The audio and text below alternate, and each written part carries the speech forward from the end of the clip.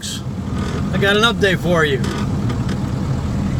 So in my last vlog, I mentioned Strauss, and I've had several people ask me why I brought him up, who Strauss was, what the significance is of that. So following up on the last video log I posted, which was about our local representatives not being as conservative as they claim to be, several points I wanted to make. Joe Strauss was the Speaker of the House of the state of Texas. And you know as well as I do, most of us don't really pay attention to that. In fact, it's hard to get a lot of information on what's going on in the state of Texas, especially while they're in session. I found a group called Empower Texas a long time ago, who looks at everything that every representative does, and they give them a grade based on how fiscally conservative they are. And that's how I started finding out about how poorly our local reps are representing us.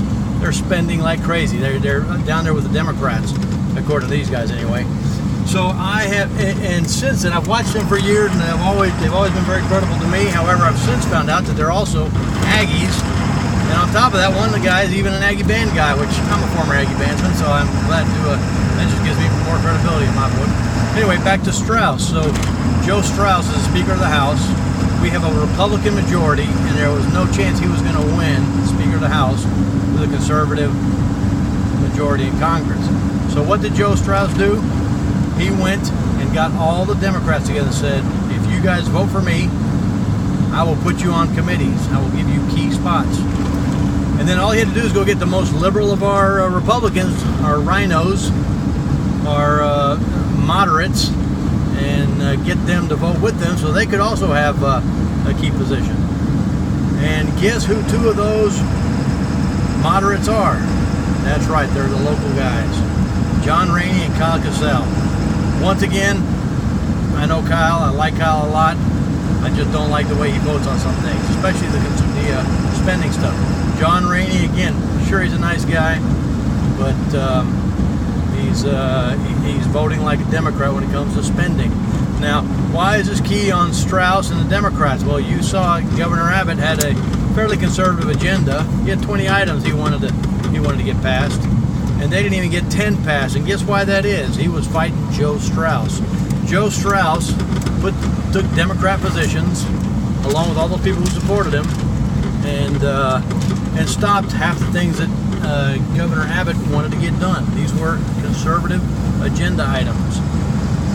So the fact that these two helped get Joe Strauss in place has helped keep good policies out of the state of Texas, in my opinion.